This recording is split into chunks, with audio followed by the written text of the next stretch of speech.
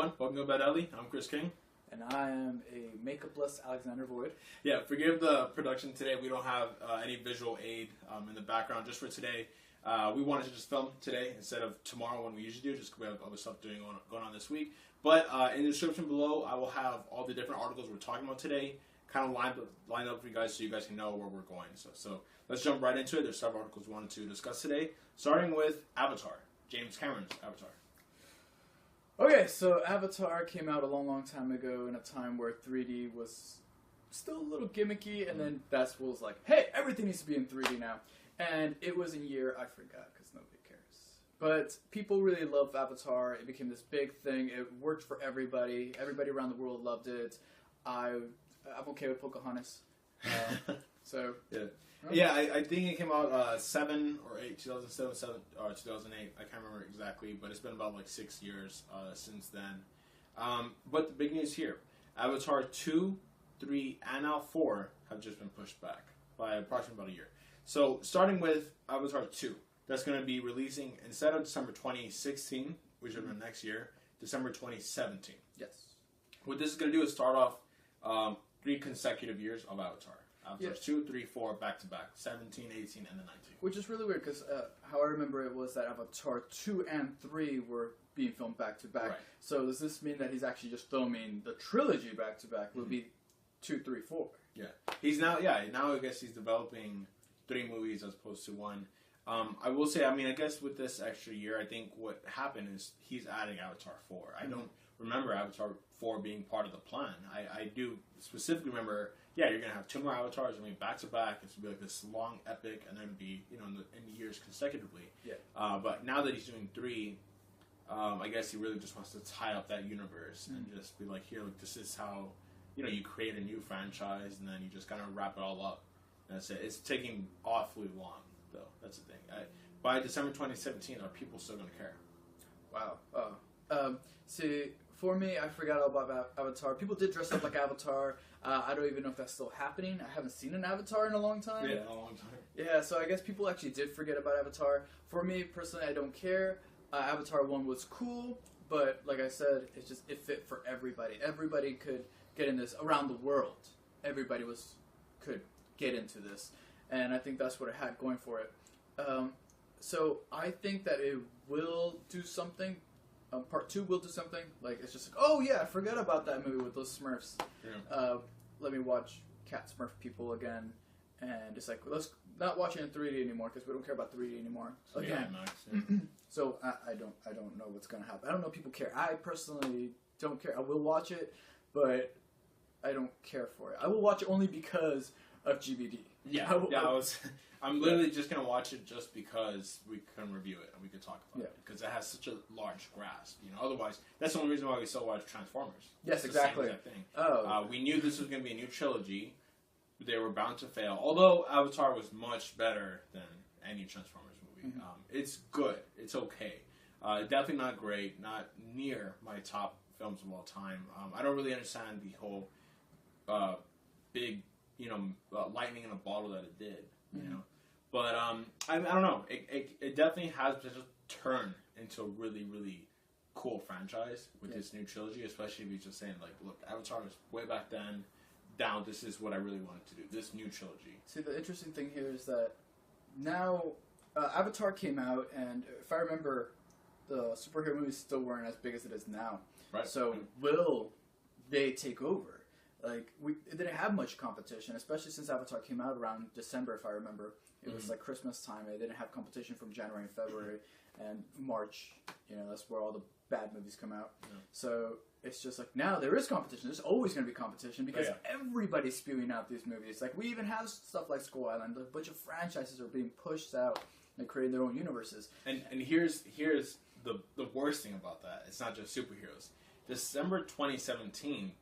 is when Star Wars Episode 8 is coming out. Yep. Okay? And now, again, you're not just going against superheroes. You're going against one of the most massive properties of all time in film, which is Star Wars. There's literally, like, almost nothing bigger than him. Yeah, maybe other than Batman, So now you don't have just superhero movies to worry about because guarantee that Marvel will have a movie out in that, like, November or something. Someone let us know what movies coming out. We should know this, but what Marvel movies coming out in November of 2017? I think it's Doctor Strange.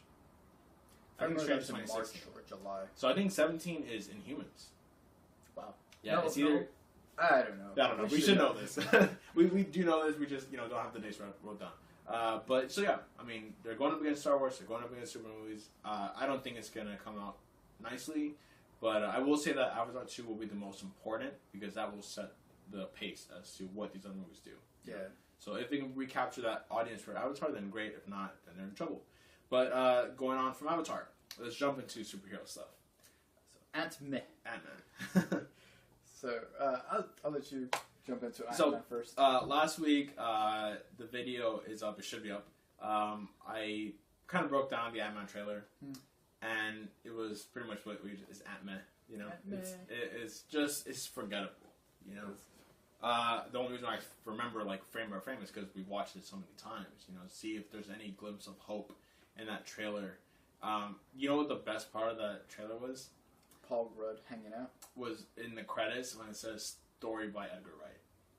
That was the best part of that trailer. I was like, that is literally just the only thing that gave me like, okay, I'm a little bit hopeful that they're still keeping, you know, some of this credit. They probably took them all out, you know. Mm-hmm. But actually, if your credit is still in it, then you probably have committed still a lot of skeleton. Because that's what happened with Incredible Hulk, right? Edward Norton wanted those screenwriter rights, and then he given them because they said he didn't write enough. Yes. You know, so if Edgar Wright's name is so attached to it, that means that they're still following his kind of story. Or it could just be an honor, you know, an honor for Edgar Wright. Yeah, it could have been part of the deal. Yeah, they just wanted to leave in good terms. Yeah. Because he was working on it for 6 years. Yeah, I mean, it was Ant-Man is only coming out because of him. Yes. You know? Yes.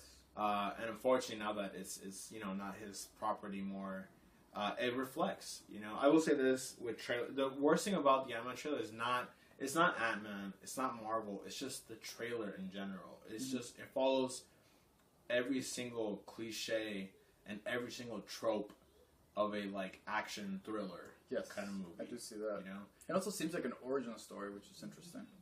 Because supposedly they're not supposed to get an origin story, even though we have Hank Pym, who was obviously Ant-Man before, right? But this is kind of an origin story for Scott Lang.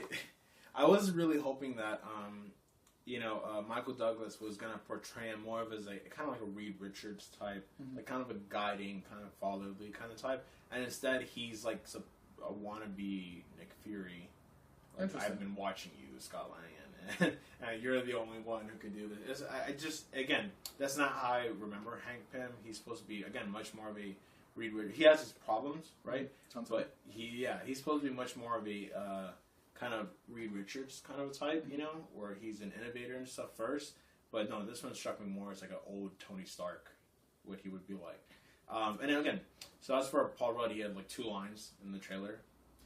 I saw Batman Beyond in this one. That's just what I felt. I felt very Batman Beyond, which sounds awesome, but actually, if that's what we're gonna expect in Batman Beyond, this is awful. Yeah, but I don't want Michael Douglas in there, which sounds really bad. But it's just if Scott Lang's always there and always trying to do something, and you always hear Michael Douglas just talking as like trying to be the next Jarvis, like that'll be really annoying. It will. So I just want him to actually, I guess, in the end, be like, okay, you know what, you are Ant-Man. Yeah, I would like to see it more like midway, if not early in the movie, because I don't want to see.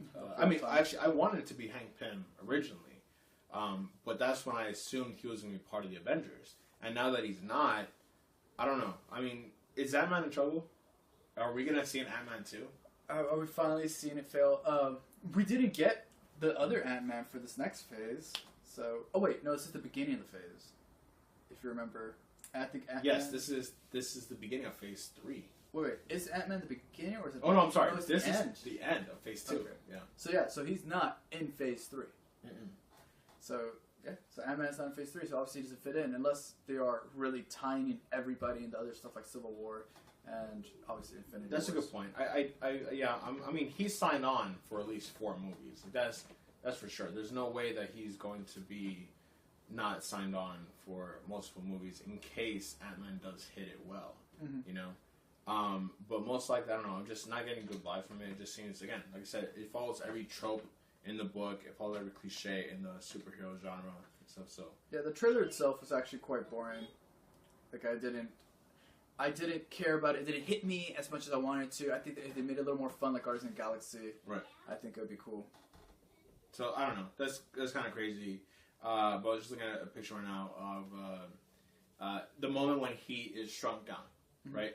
And I just kept saying to myself, like, man, that is the worst green screen effect I've ever seen in my life. Because again, it's like that little snippet of the trailer that Edgar Wright showed at Comic-Con, like 2 years ago, whatever, was awesome. I really like that one. Yeah. That was and it was completely different, and you know that was much more practical than this thing here, because this is a mess. It looks really bad. I was like, I know it's a trailer, but like, I don't know, it just was really bad.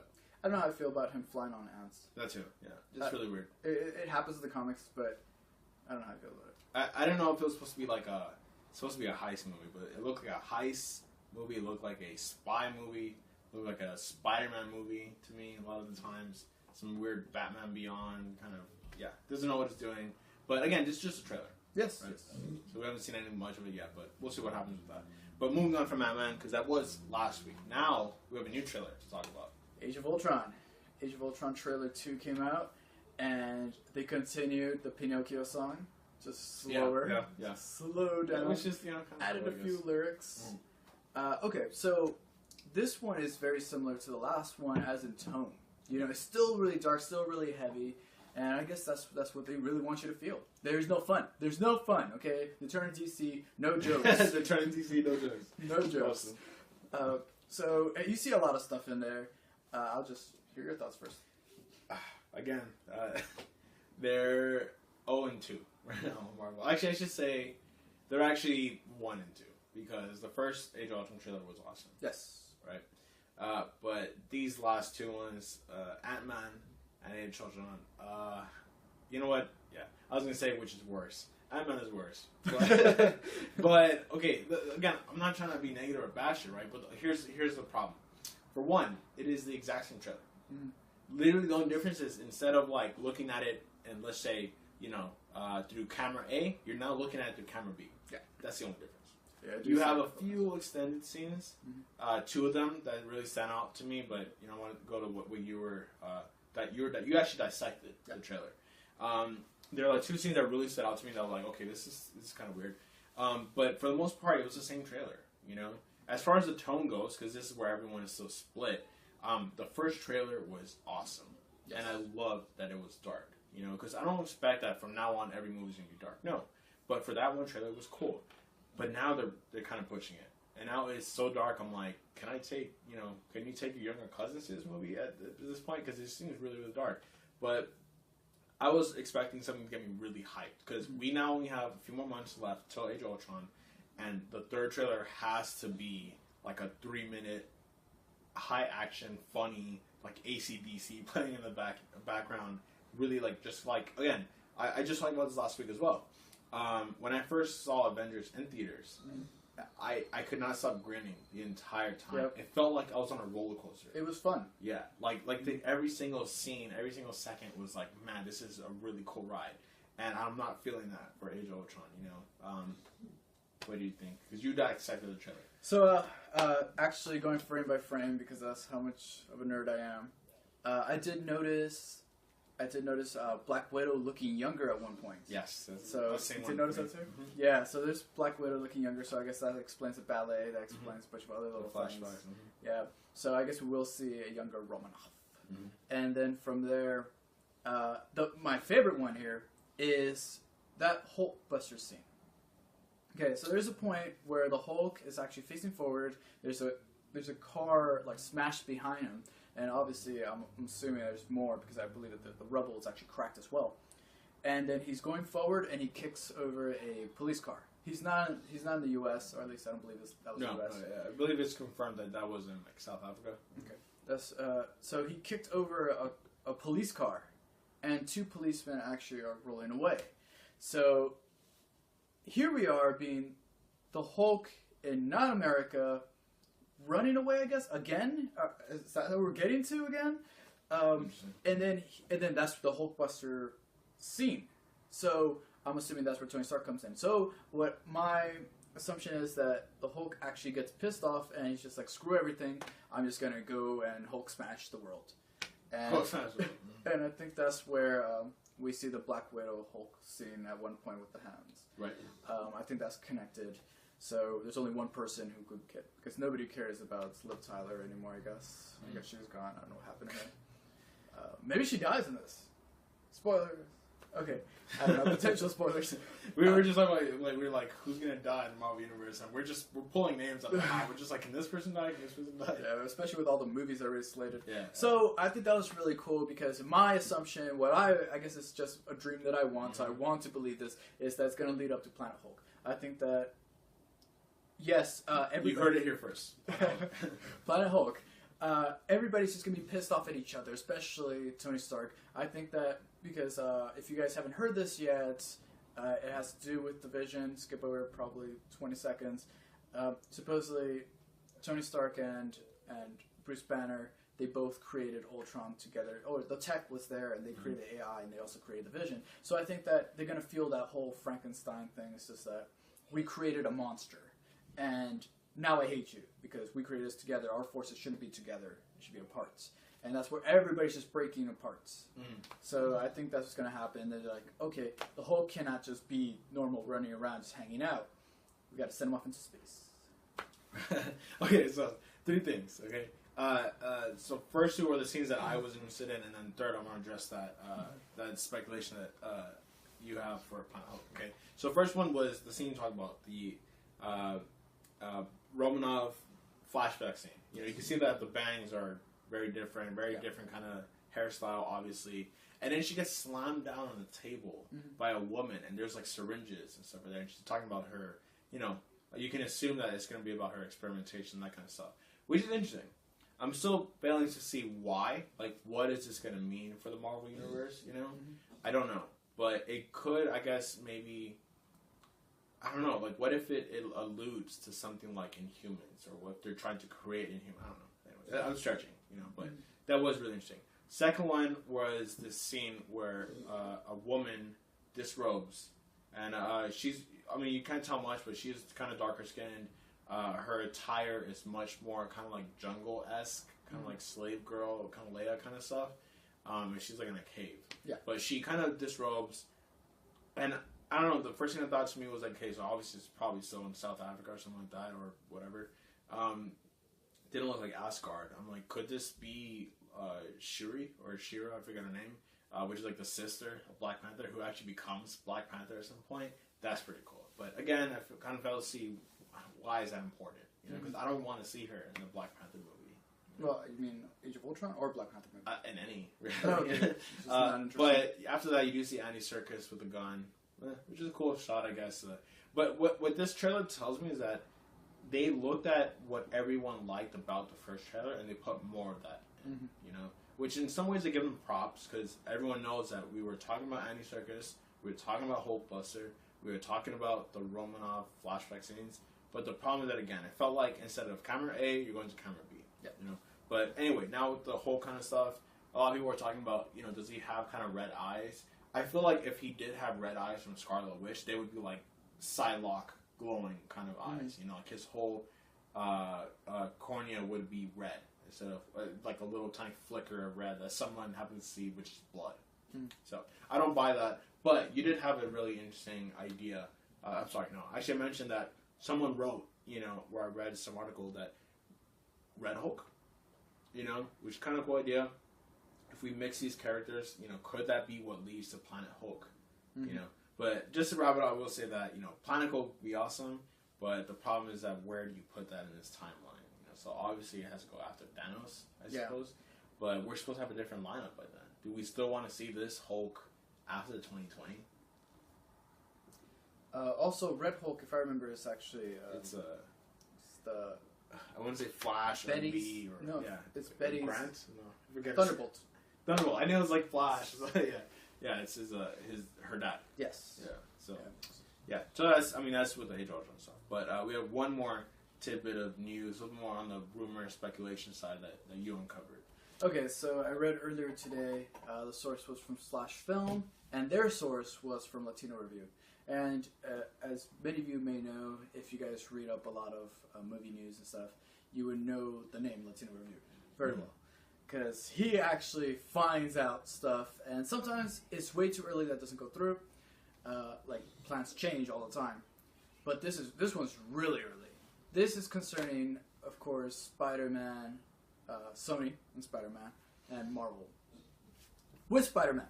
Okay, so apparently this article, if I read it correctly, it talked about that Marvel is supposed to help out Sony, or like have their hands also in that kitchen, and work on Amazing Spider-Man 2, but that didn't go through. And also Spider-Man was supposed to show up in Civil War, Captain America Civil War, and that also obviously didn't go through. So supposedly this says that, Latino Review says that the plans went through for Spider-Man to actually show up in Infinity Wars Part 1.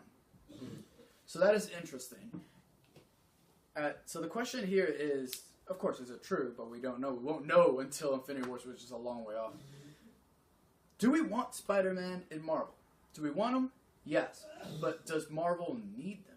Like, is this even plausible? Like, money-wise, will Sony give up the rights? Will Sony actually just split the money there? Should Sony work on Marvel?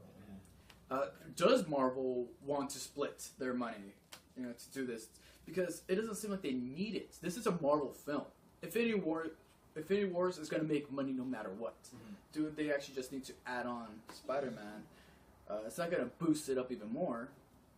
So I don't see that happening unless Sony just loses Spider-Man, which I don't see that happening either. So there's two approaches to this. There's like the filmmaker and film fan kind of part, and then there's like the business behind it, So as far as like the film kind of aspect to it, does this work with the MCU? And what does that mean for the Spideyverse, that they had? Does this crumble? Spider-Man 3 and because there's a lot. There's Sinister Six. There was the female Spider-Man. There was the Venom Carnage. Aunt May. Which I was Venom Carnage. If we lose Venom Carnage because this deal, I will be livid. Spider-Man 3, 4, 5, 6. They were talking about. I think it's from a film fan and creator, filmmaker perspective. I think it's bad. I don't like it. Two reasons. One, if Marvel acquires any sort of production, I guess, right, or development rights to creating a Spider-Man movie. Although I'm sure they would make it a really good Spider-Man movie, you end up kind of having to, you scrap the entire cast. And it's like these two movies that we just have to wait like years for are nothing, They're not making it anytime soon. If they have it, I think 2016 is the last year that has only 2 Marvel movies. I think starting in 2017 they have 3 movies a year. I'm not entirely sure on that.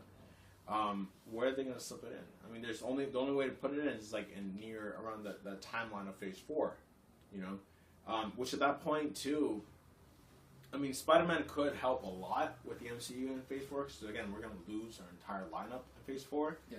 But the problem is, again, like instead of just waiting, a year or so for Sony to really put their stuff together, we're going to have to wait like 5 years to finally get another Spider-Man movie.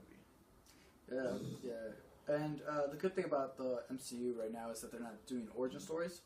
So Spider-Man just being thrown in there. Yeah, there will not be another Spider-Man. Even if Sony reboots it themselves, there's just not going to be another origin story. Hopefully.